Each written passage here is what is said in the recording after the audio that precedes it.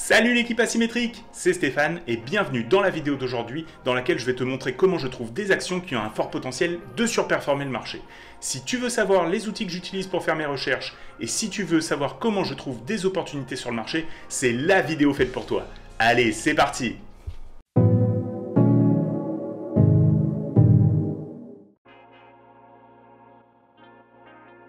Avant de commencer, je voulais te laisser savoir que j'ai créé un serveur Discord gratuit pour notre communauté dans lequel tu vas pouvoir échanger avec moi et les autres membres sur tout ce qui a à voir avec la finance et l'investissement. Tu vas pouvoir poser toutes tes questions, pouvoir bénéficier d'analyses de marché et en plus recevoir en cadeau notre outil de planification de budget gratuitement quand tu rejoins le serveur. Les liens sont en description. Allez, c'est parti pour cette partie 1, comment utiliser des screeners. Tout d'abord, il existe plus de 58 000 compagnies qui sont listées sur des places de marché publiques à travers le monde. Ça fait beaucoup de bruit à travers lequel il faut filtrer et pour cela, j'utilise des screeners qui me permettent de repérer les compagnies qui ont des conditions qui me conviennent. Je vais te montrer comment je procède lorsque je veux trader une compagnie sur une période allant de quelques semaines à quelques mois. Dans mon procédé de trading, je vais tout d'abord rechercher des compagnies qui sont dans un secteur qui est en tendance en ce moment. Pour ce faire, je vais regarder Finviz, qui est un screener que j'utilise très fréquemment, qui va me permettre de déterminer quels sont les secteurs qui sont les plus performants du moment. Ensuite, je vais vouloir regarder les sous-secteurs à l'intérieur de ce secteur qui ont le plus de potentiel d'attirer les capitaux. Grâce à ça, je vais pouvoir trouver les compagnies qui ont une bonne performance dans ces sous-secteurs. On va regarder tout de suite ensemble comment utiliser Finviz. Alors tout d'abord, quand tu arrives sur le site Finviz, il va falloir que tu ailles dans l'onglet Groupe qui va te permettre de voir tous les secteurs de l'économie américaine. Dans ces secteurs, ce qu'on va faire, c'est qu'on va reculer dans le temps. Donc on peut voir qu'on a la performance sur un an, sur une demi-année, sur un trimestre. On va vouloir regarder ceux qui reviennent le plus souvent. Donc là, par exemple, on a Technology et Communication Service. On a aussi Technology et Communication Service. On a Technology Industrial Communication Service, Technology Communication Service, Technology Consumer Cyclical Communication Service et Technology Communication Service. Donc Technology et Communication Service, ça a l'air d'être des tendances qui durent depuis un an et qui sont toujours là.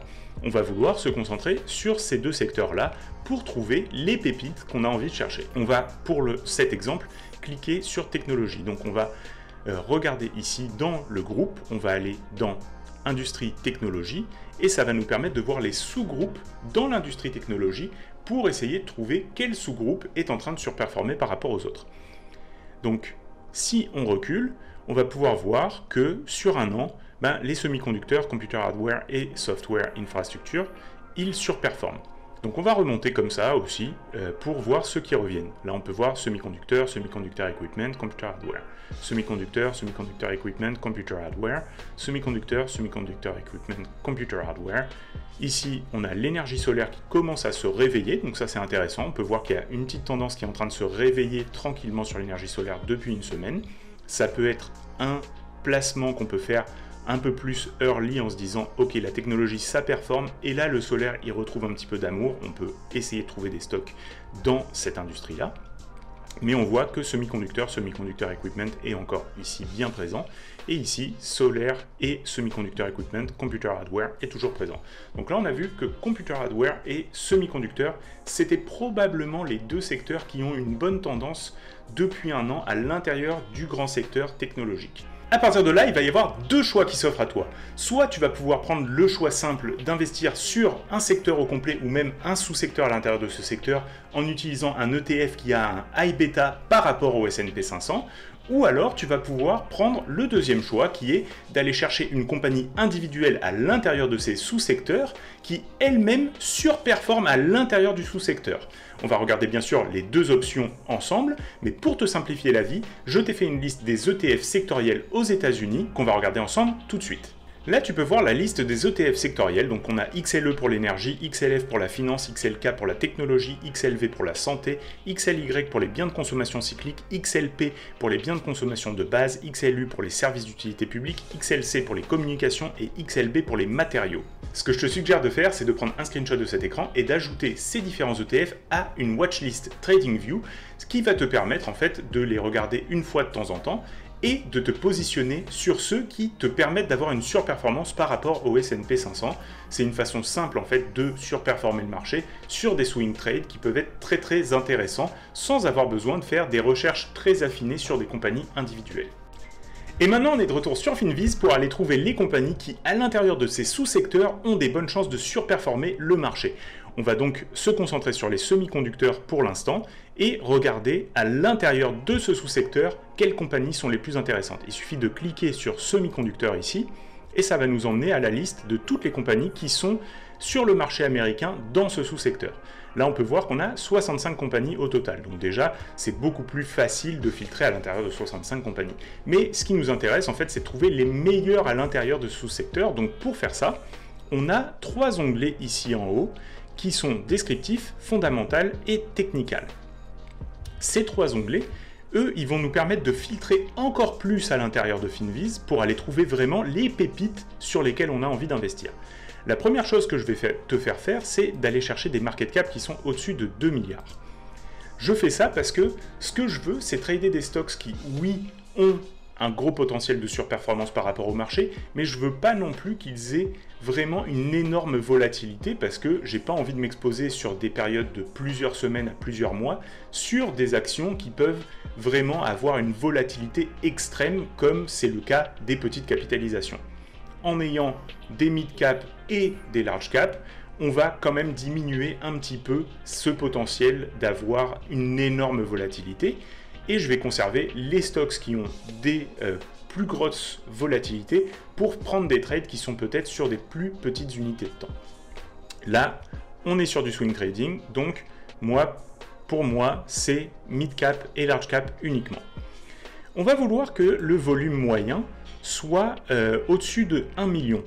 Et ça va nous permettre en fait d'avoir une bonne liquidité sur ces actions pour ne pas s'exposer à des actions qui sont un petit peu illiquides et dont le prix risque de fluctuer fortement parce que à chaque fois qu'il y a un ordre un petit peu intense qui est passé, eh ben, il n'y a pas assez de parts en fait qui vont être transigées à ce niveau de prix et ça risque en fait de faire bouger le prix. Donc là, en ayant des stocks qui sont plutôt large et mid cap et un volume moyen qui est de plus d'1 million de parts par jour, là on va vraiment déjà avoir des compagnies qui sont plus solides sur lesquelles on peut se positionner pendant plusieurs semaines, plusieurs mois, sans avoir des énormes stress sur la volatilité. Là on a déjà réduit à 25 compagnies, donc on peut voir qu'on est passé de 65 à 25, c'est déjà beaucoup plus facile d'aller regarder 25 graphiques que 65 graphiques.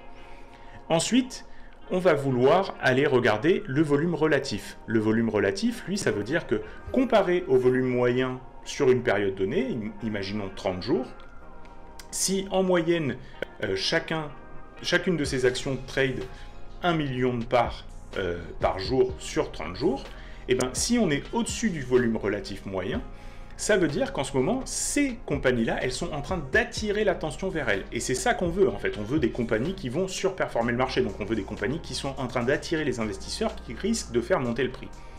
Donc, on va vouloir que ce soit au-dessus de 1 pour voir des compagnies qui sont vraiment en train d'attirer les capitaux vers elles. Donc là, on peut voir qu'on a déjà plus que 11 compagnies à regarder. On pourrait se dire, à travers ces 11 compagnies-là, lesquelles ont un graphique qui me donne un signal d'entrée qui me permet de me positionner. Mais on va aller encore un petit peu plus loin et on va passer maintenant à l'onglet fondamentaux. Et dans l'onglet fondamentaux, la première chose qu'on va faire, c'est de regarder celles qui ont des ventes en croissance durant les 5 dernières années. Donc là, on va le mettre tout simplement en positif ici. Et ça va nous filtrer déjà une compagnie qui n'avait pas cette caractéristique. Donc on veut aussi des compagnies qui sont solides. Donc on veut voir que ça fait 5 ans en fait qu'elles ont de la croissance et donc ça donne encore plus de potentiel parce que on peut se dire qu'elles vont continuer à avoir de la croissance. Ça fait quand même 5 ans qu'elles arrivent à trouver à chaque fois des nouvelles manières de faire croître leurs bénéfices. Ensuite, on va vouloir voir des compagnies qui ont des earnings per share de plus de 15%. Ça, c'est une caractéristique qui me vient de CanSlim, et c'est vrai qu'en fait, on veut voir que cet accroissement pendant l'année ben, ça prouve que cette compagnie, cette année, elle est en train vraiment d'avoir des bénéfices par rapport à chaque action qui sont en hausse, et ça c'est vraiment très très intéressant pour se positionner sur une compagnie en fait qui est en train de surperformer au niveau de sa croissance. Et on a aussi envie d'avoir une compagnie qui a une croissance positive sur les derniers trimestres. Donc là, on va pouvoir aussi mettre ça en positif, le earning per share growth, quarter over quarter, en positif. Et là, on se retrouve déjà seulement avec 2 compagnies. Donc ça devient beaucoup plus facile d'analyser ces 2 compagnies. On a filtré à travers tout le bruit et on se retrouve avec les 2 meilleures compagnies du secteur avec les caractéristiques qu'on a envie de voir. Ça ne veut pas dire que c'est celles qui vont forcément le mieux performer. Peut-être qu'une des autres 11 compagnies qu'on avait pourrait mieux performer que ces 2-là. Mais ces 2-là, on sait qu'elles sont solides. Ça fait 5 ans qu'elles augmentent leurs ventes. Elles ont une croissance de leur bénéfice par part d'action de plus de 15% sur l'année, et elles sont encore en croissance sur les derniers trimestres. Donc là, on sait que celles-là, elles ont vraiment des caractéristiques intéressantes. Et on veut voir aussi qu'elles font des profits. Donc là, on va prendre le net profit margin, et on veut qu'il soit de plus de 10%. Donc on veut que ces compagnies soient profitables et qu'elles fassent plus de 10% de marge de bénéfice. Ça, dans le cas des compagnies de croissance, c'est pas forcément le meilleur choix, parce que les compagnies en croissance, des fois, pendant plusieurs années, elles ne font aucun bénéfice, mais elles continuent en fait d'attirer des capitaux vers elles, parce que on sait qu'au fur et à mesure, elles attirent des parts de marché, et quand elles vont avoir assez de parts de marché, quand elles vont avoir trouvé leur clientèle, elles vont vraiment se mettre à cracher du cash. Mais comme nous, on est un peu plus conservateur et qu'on va vouloir des compagnies qui sont déjà bien établies parce qu'on veut se positionner sur plusieurs semaines ou plusieurs mois, on va vouloir quand même prendre cette caractéristique-là. Mais je veux juste te l'indiquer pour que toi, si tu veux l'enlever, tu puisses le faire, et c'est à toi d'utiliser ton intelligence et d'aller utiliser ces filtres de la meilleure façon possible. Moi, je te donne une bonne base de départ, mais toi, tu vas pouvoir affiner par-dessus et aller chercher quelque chose qui est encore mieux pour toi. Maintenant qu'on a fait ce filtre-là, on peut voir qu'on a maintenant seulement 2 compagnies. On a donc Qualcomm et RMBS. Bon, tu peux voir que l'importance de ces filtres, en fait, c'est de venir tout simplement nous réduire le nombre de compagnies qu'on a à rechercher. Maintenant, on n'a plus que 2 compagnies qui ont les critères qu'on a envie de voir sur le marché, au lieu d'avoir les 65 qui étaient dans la sous-catégorie qui nous intéressait au début. Par contre, avant de placer quelques trades que ce soit, il va nous falloir encore faire 2 choses. Premièrement, on va vouloir regarder s'il y a des nouvelles qui peuvent impacter le prix de l'action. Donc les nouvelles, ça va être soit des nouvelles économiques, soit des nouvelles par exemple sur les earnings de l'entreprise, donc sur les bilans financiers de l'entreprise, qui peuvent faire varier le prix. Donc on va regarder s'il y a des nouvelles comme ça qui vont arriver, et aussi s'il y a des conditions macroéconomiques qui peuvent impacter l'entreprise. Et la deuxième chose, ça va être d'analyser le graphique. On va regarder rapidement ensemble comment trouver les nouvelles économiques. Donc tout d'abord, on a ici Trading Economics. Je te mettrai bien sûr un lien en description pour tous les sites que j'utilise dans cette vidéo. Tu peux voir que ici tu peux filtrer par exemple pour le prochain mois, pour les prochaines semaines, avec les nouvelles qui ont un plus gros impact, donc 3. Et comme c'est des compagnies américaines, moi j'ai filtré pour ne mettre que les États-Unis. Là, on peut voir donc maintenant qu'avec ce filtre-là, sur ce qui va se passer dans le mois courant, eh ben, on va avoir toutes ces nouvelles-là qui vont venir. Donc tu vas pouvoir voir s'il y en a qui pourraient causer une grosse surprise, comme par exemple les nouvelles sur l'inflation, ou ce genre de choses qui pourraient te causer des grosses surprises. C'est pas très grave pour une compagnie qu'on va vouloir trader sur plusieurs semaines et plusieurs mois, mais par contre ça peut être grave pour le jour dans lequel on rentre en position. Donc si tu vois que par exemple le lendemain ou le jour même duquel tu vas rentrer en position, il peut y avoir une nouvelle qui peut faire varier fortement le prix et possiblement aller chercher ton stop loss, ça peut valoir le coup d'attendre tout simplement une journée de plus et de se positionner quand la volatilité liée à l'événement est passée. Et la deuxième chose, tu peux aller sur le site de nasdaq.com et là tu vas pouvoir rechercher le symbole de ta compagnie, et là par exemple j'ai pris Qualcomm et on va regarder ici dans Earnings la date des earnings. Donc là on peut voir qu'ils ont été publiés en janvier 2024, le 31 janvier 2024 pour les earnings du Q4 2023. Donc là on n'aura pas de surprise qui va arriver avant le prochain quarter au niveau des rapports financiers. Donc là déjà on est tranquille sur cette compagnie, on va pouvoir l'analyser graphiquement et c'est ce qu'on va faire dans la prochaine partie. Et allez, c'est parti pour la conclusion de cette vidéo. Bon, tout d'abord, grâce à Finviz, tu as pu comprendre comment filtrer les secteurs et sous-secteurs de l'économie américaine qui surperforment le marché global. Tu as pu aussi voir comment les screeners nous ont permis de filtrer des milliers de compagnies en quelques minutes en définissant des critères simples qui nous ont permis de trouver les meilleurs performeurs sur le marché. La semaine prochaine, on fera ensemble l'analyse du graphique d'une de ces actions dans TradingView et on définira un plan de trading pour se positionner pour les semaines à venir sur cette action. Ne loupe pas la prochaine vidéo qui sera la continuation directe de la vidéo d'aujourd'hui. J'espère que je t'ai encore une fois apporté beaucoup de valeur à travers cette vidéo. Laisse-moi savoir en commentaire les sujets que tu aimerais que je traite dans les semaines à venir. Et si tu as aimé le contenu de cette semaine, n'hésite pas à me laisser un like et à t'abonner à la chaîne pour ne pas louper les prochains contenus. On se retrouve la semaine prochaine pour la prochaine vidéo et je te souhaite une très bonne journée. Bye!